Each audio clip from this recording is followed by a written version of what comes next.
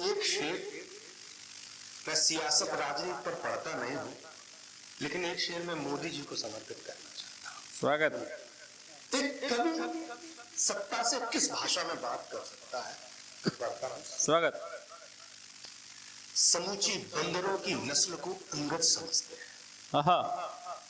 समूची बंदरों की नस्ल को अंगद समझते हैं। ये भोले लोग इन दोनों को आदमकद समझते हैं। हाय हाय, वाह वाह। समूची बंदरों की नस्ल को अंगद समझते हैं। ये भोले लोग इन दोनों को आदमकद समझते हैं। और शेर पढ़ता हूं कि तुम्हारी ख्वाहिशें तो चाहती है जीतना दुनिया, तुम्हारी ख्वाहिशें तो चाहती हैं जीतना दुनिया, हम अपने खेत की मेड़ों को ही सरहद समझते हैं। हाय हाय, वाह वाह वाह वाह वाह।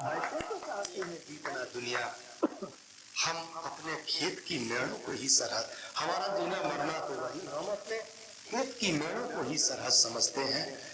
और मुझे लगता है कि एक छोटी सी कविता भैया वो छंद जरूर सुना दें। हाँ, वो पवार दादा को कोट करते हैं। मैं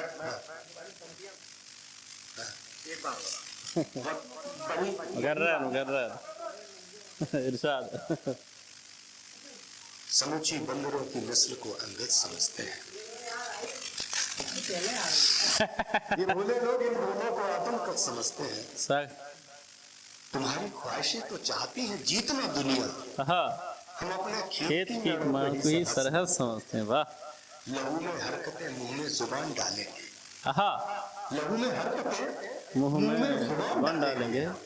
जो सच्चे लोग हैं मुर्दों में जान डालेंगे। हाय हाय, वाह। लहू में हरकतें मुंह में जुबान डालेंगे। जो सच्चे लोग हैं मुर्दों में जान डालेंगे।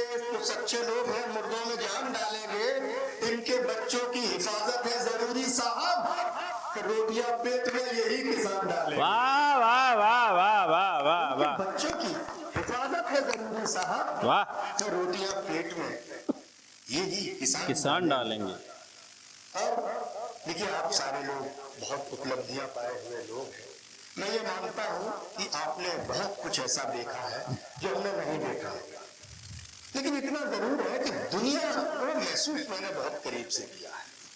मैं जब अपने गांव में रहता था तो मेरा सपना था कि मैं बड़े होकर ये करूंगा वो करूंगा, और मुझे लगता है कि जो कुछ मैंने सोचा था वो बहुत कम उम्र में सब कुछ पूरा हो गया।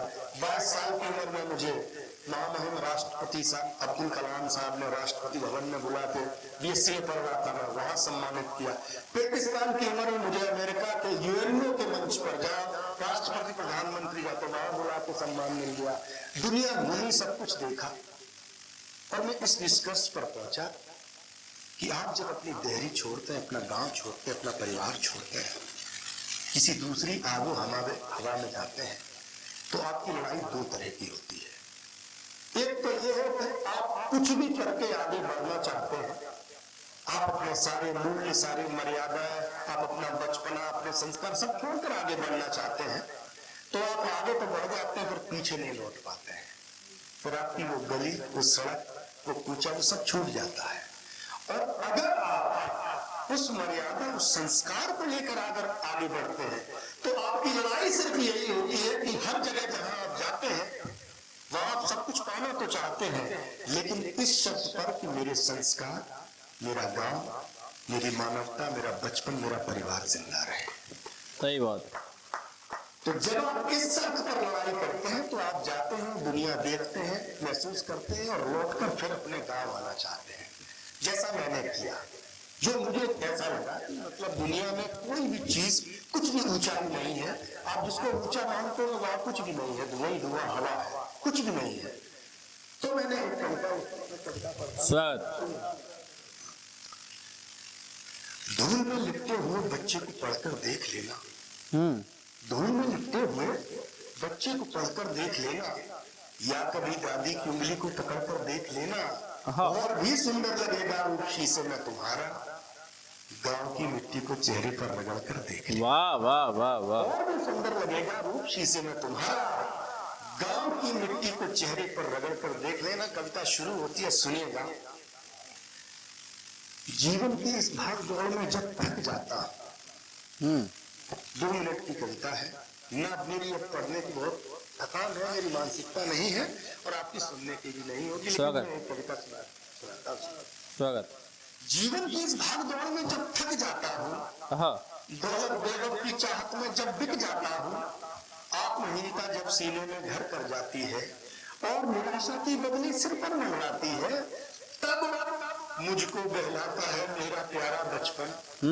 वो घर की फूटी दीवारें, वो कच्चा आंगन, गेहूं की लहराती बालें, भंवरों का गुंजन, कजरी चेती और मल्हारे मगमाता सावन, सुधियां यादें, कजरी चेती और मल्हारे मगमाता सावन, तो सुधियों का मकरंद लुटाकर मन बहलाए हम।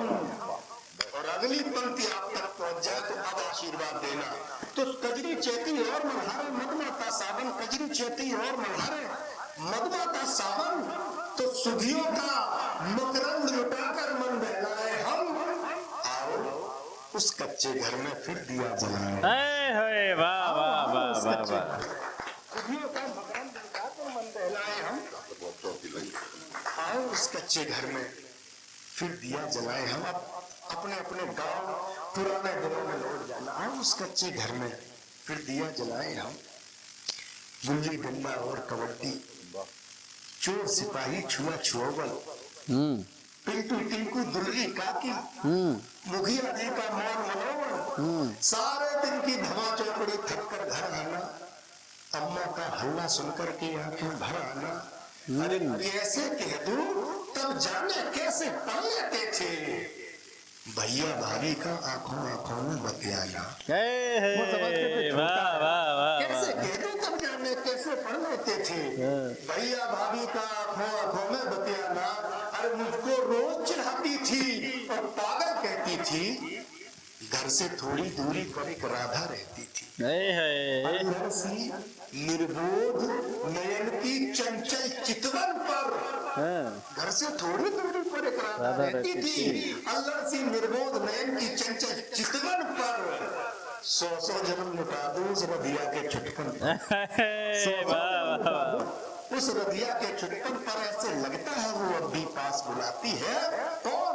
ऐसा लगता है वो अब भी पास बुलाती है, टेढ़ी पगडंडी जो मेरे घर को जाती है। वाह वाह वाह वाह। आमों की चोरी, कीचड़ गोबर मिट्टी की होरी, अब भी सहज याद आ जाती है हमको, फुलमतिया की नन्ही सी छोरी। तो अपने बचपन के अनुभव हर ओर लुटाए हम।